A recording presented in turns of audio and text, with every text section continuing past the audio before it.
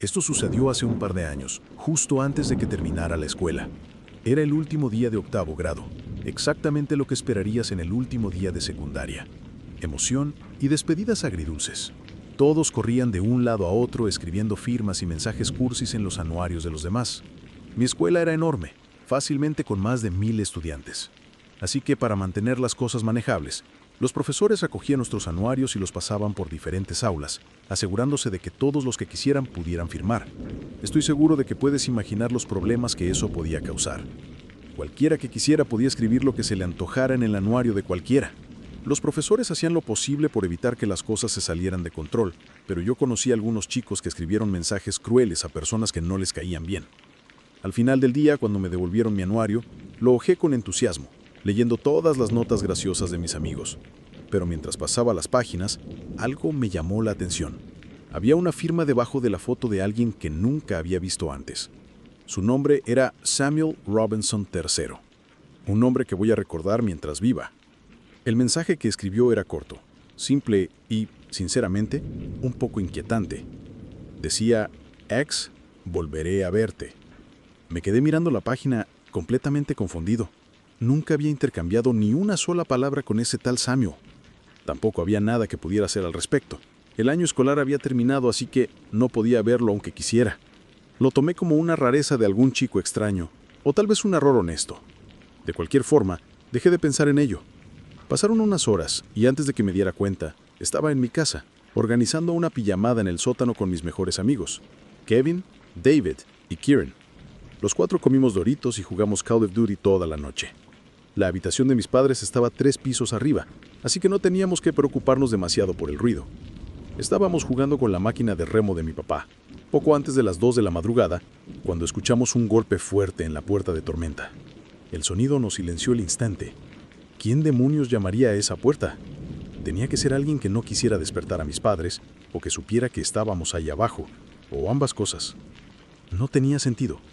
La persona seguía golpeando con el mismo patrón rítmico. Pude notar que Kieran estaba a punto de decir algo y no logré detenerlo a tiempo. Con voz alta y firme, preguntó quién estaba ahí. Quise matarlo. Acababa de anunciarle a quien estuviera afuera que estábamos en el sótano. Mi sótano no tiene ventanas externas, así que era poco probable que supieran que estábamos ahí, hasta ese momento. Tras una larga pausa, y sin más golpes, una voz amortiguada respondió, «Vengan por la puerta trasera». Era una voz aguda, que sonaba genuinamente alegre, como si fuera un amigo intentando unirse a la pijamada. También era claramente la voz de un adolescente, y no parecía alguien forzando el tono. No voy a mentir, estaba asustado. Mis amigos, en cambio, parecían tranquilos, como si les pareciera emocionante que un desconocido estuviera fuera de mi casa. Insistieron en que al menos lo revisara, y aunque no quería, me presionaron para hacerlo.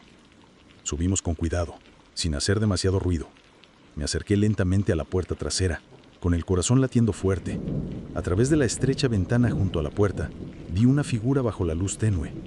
Me acerqué un poco más y su rostro apareció ante mí. Casi se me caía la mandíbula. Era él, ese chico, Samuel Robinson III, que había firmado mi anuario. Mis amigos fueron a abrir la puerta, no sé por qué, pero los detuve, diciendo que sabía quién era. Les expliqué lo que había pasado y eso cambió un poco el ambiente. Recuerda que Sam seguía de pie afuera mientras hablábamos y podía vernos claramente. Debió notar que el nervioso que estaba, así que se puso a señalar hacia un lado de la casa, como si quisiera que me acercara a la ventana. Quizás te preguntes por qué no estábamos tomando la situación más en serio. Creo que era porque no se trataba de un hombre extraño y mayor, sino de un chico de nuestra escuela. Aún así, no iba a abrirle la puerta. En su lugar, fui a la ventana de la cocina y la abrí apenas. Mis amigos me siguieron, quedándose algo apartados. Él se acercó a la ventana y le pregunté qué quería, diciéndole que lo había reconocido del anuario. Respondió, «Ah, así que recibiste mi mensaje», y se presentó como Sam. Luego me dijo que siempre me había observado desde lejos y que podríamos haber sido buenos amigos. Le seguí la corriente para no molestarlo, pero había un 0% de posibilidades de que yo quisiera ser su amigo en cualquier circunstancia. No quise presionarlo de inmediato, pero tenía que saberlo, así que le pregunté cómo sabía dónde vivía. No respondió. Antes de que pudiera intentar calmar la situación, David lo llamó acosador raro y le dijo que se largara. La sonrisa de Sam desapareció. Inclinó la cabeza, como si no entendiera lo que David acababa de decir, y de pronto Su expresión cambió a algo que solo puedo describir como odio. Pasó de parecer pasivo y hasta algo amigable a agresivo y furioso. Comenzó a gritarme que odiaba a mis amigos, que todos debíamos morir, y mencionó cosas sobre mi ex y otros detalles que no tenía derecho a saber. Extendió la mano hacia la ventana e intentó abrirla, pero la cerré y la aseguré de inmediato. Comenzó a gruñir y golpear el vidrio como un animal, a punto de romperlo. Hicimos tanto ruido que mis padres bajaron corriendo las escaleras, exigiendo saber por qué los habíamos despertado. Es entonces cuando Sam salió corriendo. Le conté a mis padres lo ocurrido y mi papá salió corriendo en ropa interior, pero volvió minutos después diciendo que no había visto a nadie. Por alguna razón, no llamaron a la policía.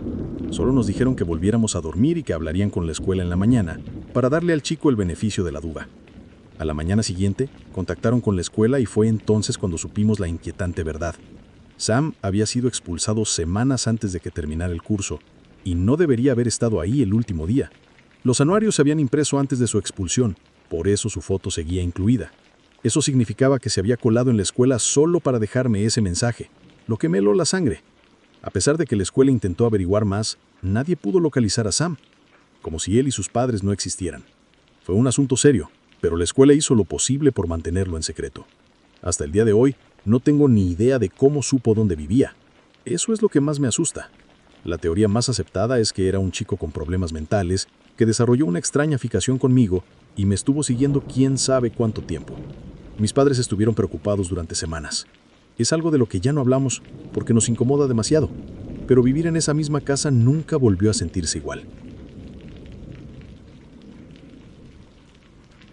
Nunca olvidaré aquella noche en la que el silencio de la carretera parecía tragarse incluso mis propios pensamientos. Volvía a casa después de un turno de noche, conduciendo por un camino rural que siempre me había incomodado.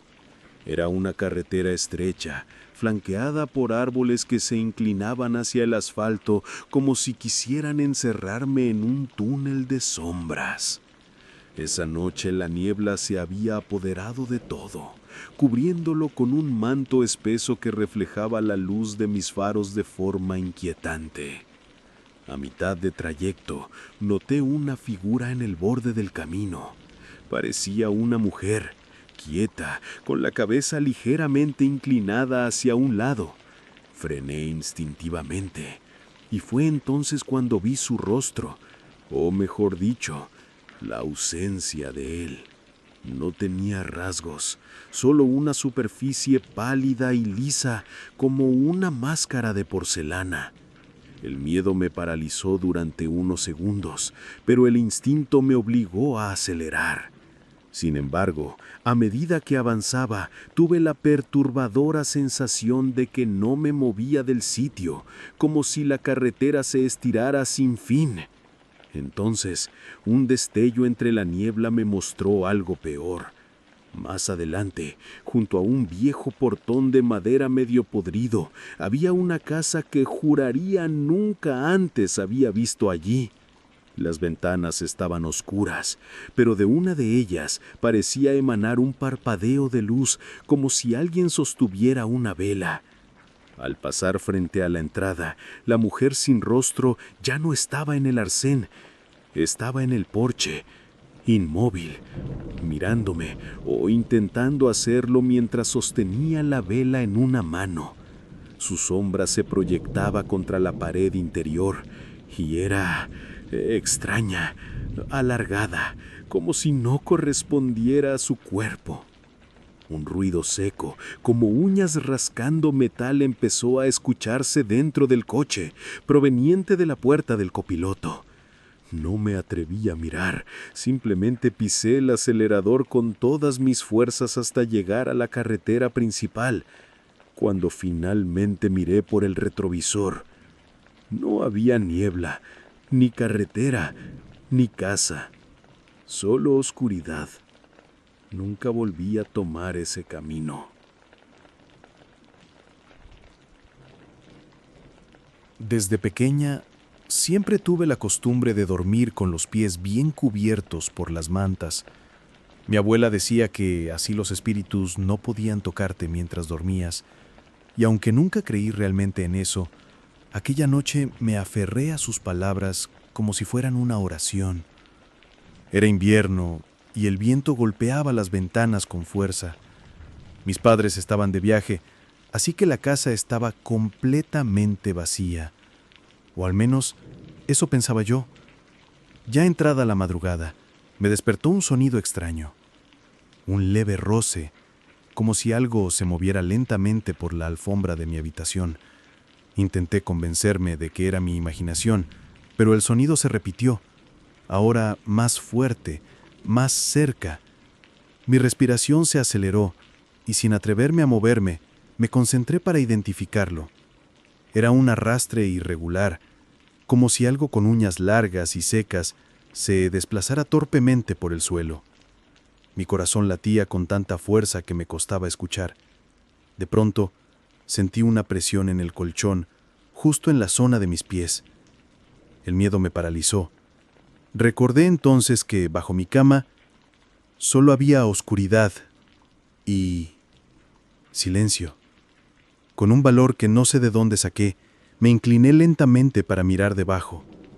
Lo que vi aún me persigue en pesadillas. Unos ojos enormes y amarillentos me devolvían la mirada sin pestañear, y una sonrisa imposible se extendía de oreja a oreja, revelando dientes demasiado afilados para pertenecer a algo humano. No supe cómo reaccionar.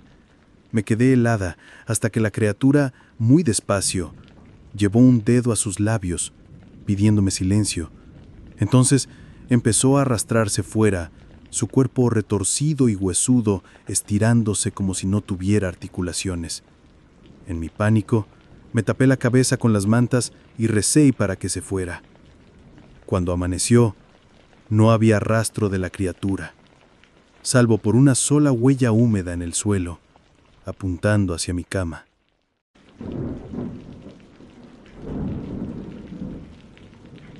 Esa tarde, el lago estaba completamente inmóvil, como un espejo oscuro que reflejaba un cielo gris y sin vida. Mis amigos y yo habíamos ido a acampar cerca, pero ellos decidieron quedarse en el bosque preparando la fogata, mientras yo me acercaba al muelle para tomar algunas fotos. El aire olía a humedad y algo más, un aroma metálico que me revolvía el estómago. Me senté al borde del muelle y mientras revisaba la cámara, escuché un chapoteo. Pensé que sería un pez, hasta que oí claramente una voz susurrar mi nombre desde el agua. Me quedé petrificado. El agua estaba desierto y la voz, aunque suave, sonaba extrañamente nítida, como si viniera de debajo de mis pies. Me incliné para mirar y lo que vi fue imposible. Bajo la superficie, una figura humana flotaba boca abajo, pero sus brazos se movían lentamente, intentando alcanzarme. Su cabello negro se extendía en el agua como una nube oscura, y su piel era pálida, casi azulada. La voz volvió a pronunciar mi nombre, esta vez más cerca, aunque los labios de la figura no se movían. Retrocedí aterrado, pero el agua empezó a agitarse violentamente y una mano huesuda emergió del lago, intentando aferrarse al muelle. Las uñas largas y rotas arañaban la madera, dejando marcas profundas. En ese momento, escuché pasos apresurados detrás de mí. Era uno de mis amigos, gritando que me alejara. Corrimos hacia el campamento sin mirar atrás, pero esa noche, mientras intentábamos dormir, oí de nuevo la misma voz, esta vez justo detrás de la tela de mi tienda. Murmuraba mi nombre con una calma inquietante, y el sonido del agua goteando acompañaba cada palabra. No volví a acercarme a un lago jamás. Mientras el sol se ocultaba y la noche cubría la ciudad con su manto silencioso, uno no puede evitar preguntarse qué secretos se ocultan justo detrás de la rutina diaria, en los rincones que creemos seguros. Historias como estas nos recuerdan que la línea entre lo cotidiano y lo aterrador puede ser más delgada de lo que pensamos, y que hay miradas, pasos y sombras que seguimos sin siquiera notar. Si algo queda claro después de escuchar estas experiencias, es que la curiosidad puede ser peligrosa, y que lo que ignoramos, lo que dejamos pasar, puede regresar a nosotros de la forma más inesperada. No cierres los ojos aún, porque la noche apenas comienza, y hay quienes aún nos observan desde los lugares más oscuros.